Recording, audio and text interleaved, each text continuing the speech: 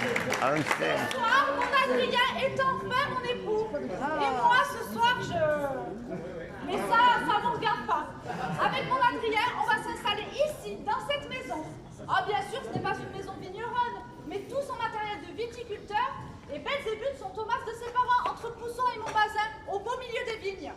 Belzébuth, c'est le cheval que lui a offert son oncle Albin. Même que ça ne plaisait pas trop à monsieur le curé que cet animal se nomme ainsi. Mais je soupçonne l'oncle Albin d'avoir fait exprès. L'oncle Albin, quand il parle de la religion, il dit obscurantisme. Pourquoi il dit ça? Je ne sais pas, pourtant notre église, elle est lumineuse avec tous ses vitraux.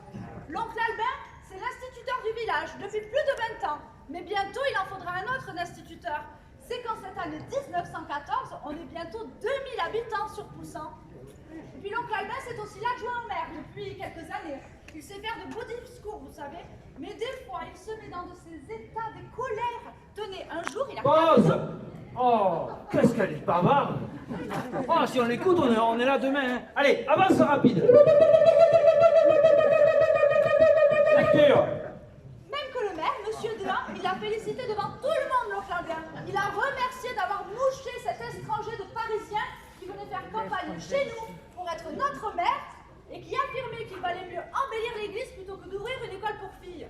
L'oncle Albin, en plein débat public, dans les halles toutes neuves, juste là, lui a rappelé qu'il y a 9 ans, en 1905, Aristide Briand, député de la Troisième République, avait fait voter une loi sur la séparation de l'église et de l'État. Ah, on l'a plus jamais revu, l'étranger de Parisien, mouché, et tenez, une autre fois aussi... Pause! Oh. C'est ce mariage, d'après moi c'est ce mariage. Ça la destimbourle un peu, vous voyez. Je sais pas comment il faut faire. Allez, avance rapide.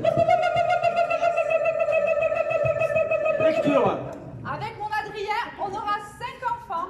Et le premier, ça sera un garçon. Comme ça, plus tard, il reprendra les vignes.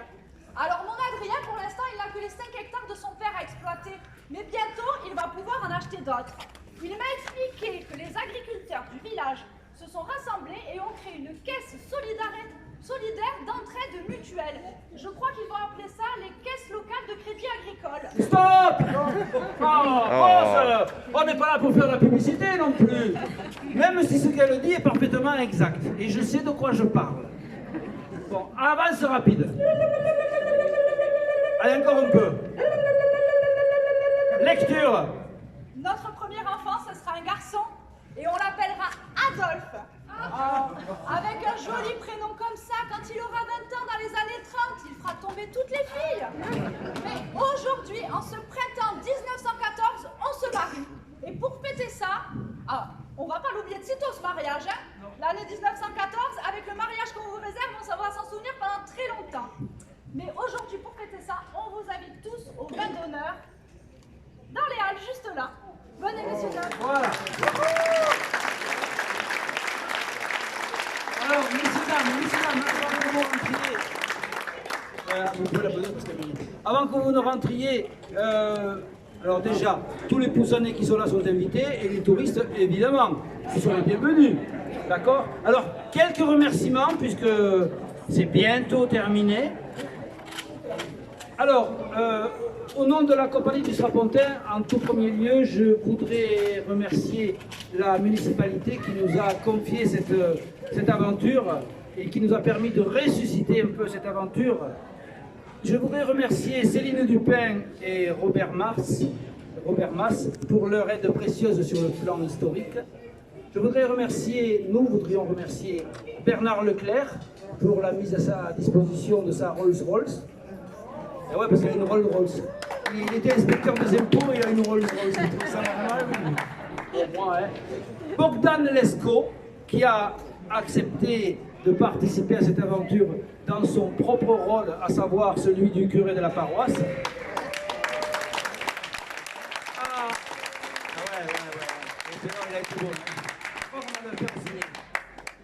À toute l'équipe du Carédas pour leur coup de main, à Michel Bernabeu et à ses acolytes pour d'une part le branle de la chemise en début de visite et pour la petite surprise qu'on vous réserve dans quelques instants. J'en oublie, soufflez-moi quelqu'un. Dany pour le prêt de sa maison, Amélie Amélie pour l'écriture du texte, Sandrine pour le panneau Point Histoire, et je crois que Amélie a un petit mot à dire. Écoutez là, je crois que c'est intéressant. Moi, je voulais juste dire merci à Jeannot pour cette aventure parce qu'effectivement, il connaît bien Poussin. Et j'avais envie pour ces visites guidées de m'inspirer du livre qu'il a écrit. Donc, pour ceux qui ne le connaissent pas ou qui veulent le lire, il le vend timidement, mais il le vend. Et vous retrouverez dedans certaines histoires qu'on a mis en scène et théâtralisées ce soir. Voilà. Donc, n'hésitez pas, j'en ai dans mon sac à dos. Et super. Et je voulais dédicacer.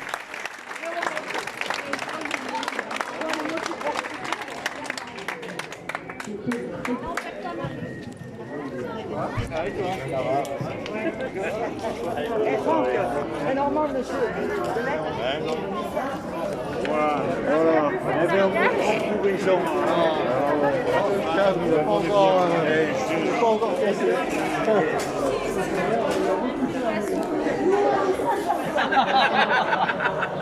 Il va me le payer, il va me le payer.